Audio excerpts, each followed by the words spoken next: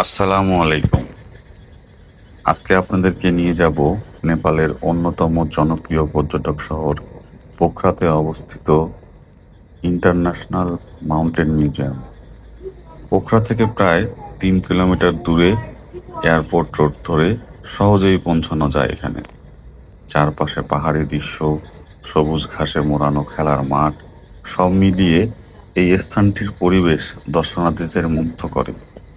এই মিউজিয়ামটি 2004 সালে আনুষ্ঠানিকভাবে উদ্বোধন করা হয়।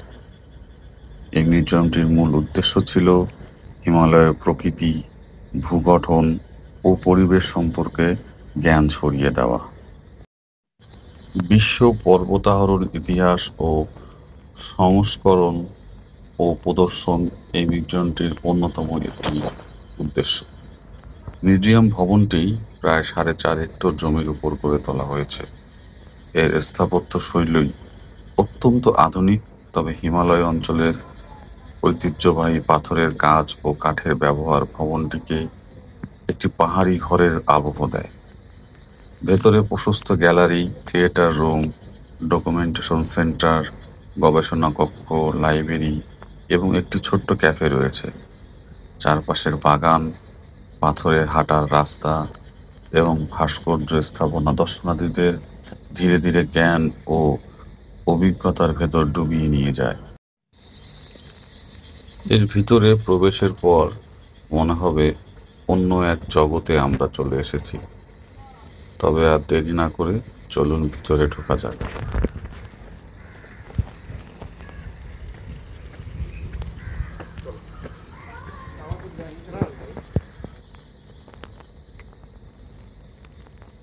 ভেতরে প্রবেশ করতেই এই অংশে হিমালয়ের পাদদেশে ব্যবহারকারী জাতিগোষ্ঠীর জীবনধারা তুলে ধরা হয়েছে। ঐতিহ্যবাহী পোশাক, বাদ্যযন্ত্র, কৃষি সরঞ্জাম, ধর্মীয় সামগ্রী এবং দৈনন্দিন ব্যবহারের জিনিসপত্র রয়েছে। শেরপা, গুরুসঙ্গ, রাই প্রভৃতি জাতিগোষ্ঠীর ঐতিহ্য তুলে ধরা হয়েছে এখানে। এরপরই চোখে পড়বে পার্বত আরোহণ গ্যালারি। বিশ্বব্যাপী পর্বত আরোহণের সমগ্র সংগ্রহ এখানে রয়েছে। অ্যাডাম হেলারি 1953 সালে মাউন্ট এভারেস্ট অভিযানের স্মৃতিচিহ্নগুলো এখানে দেখা যায়। প্রাচীন পর্বতারোহণ সরঞ্জাম ও আধুনিক গিয়ারের পার্থক্য দেখে বোঝা যায় অভিযানের বিবর্তন।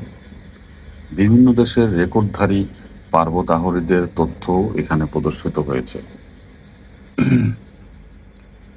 এর পাশাপাশি এখানে রয়েছে হিমালয়ের চূড়ায় বিভিন্ন ধরনের পাথর, যেগুলো এখানে প্রদর্শিত হয়েছে। এই পাথরগুলোর বিভিন্ন বৈশিষ্ট্য রয়েছে, যা এখানে বর্ণনা করে দেখানো হয়েছে।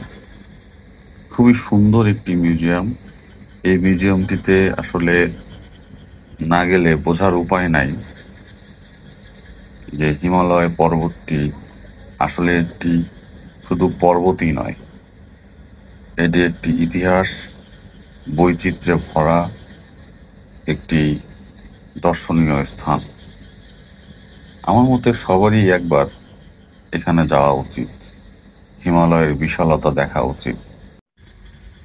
আসলে এখানে না গেলে বোঝার উপায় নাই আল্লাহ কি না করতে পারে। যাই হোক, আমরা ধীরে ধীরে ঘুরতে থাকলাম আর দেখতে থাকলাম এই মিউজিয়ামটি। অত্যন্ত সুন্দরভাবে পরিপাটিভাবে সাজানো হয়েছে, দেখে যে কারো মন জুড়িয়ে যাবে।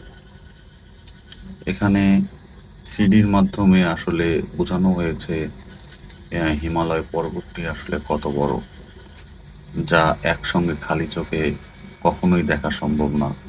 সেই জিনিসটিই আমরা এখানে দেখতে পাচ্ছি। সম্পূর্ণ হিমালয়টি এখানে থ্রিডির মাধ্যমে দেখানো হয়েছে।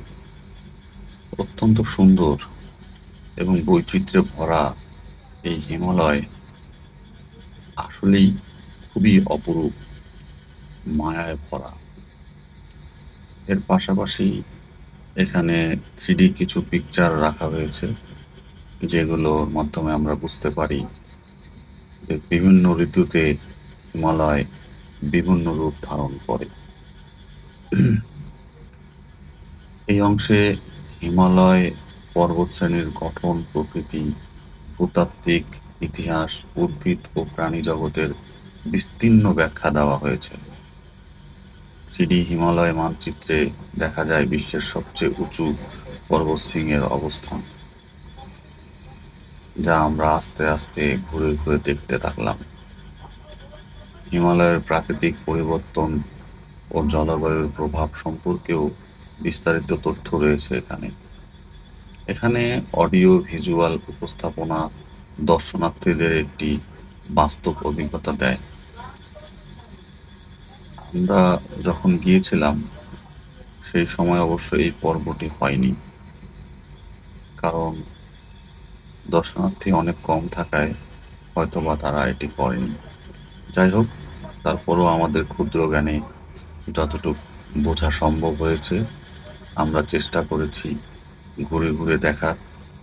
বিভিন্ন পাথর, সেই পাথরের বিভিন্ন বর্ণনাগুলো এখানে ইংরেজিতে দেওয়া ছিল, যেটা দেখে আমরা কিছুটা বোঝার চেষ্টা করেছি কোন পাথরের কি নাম, কোন পাথরটি কোন পর্বতশৃঙ্গ থেকে নিয়ে আসা হয়েছে।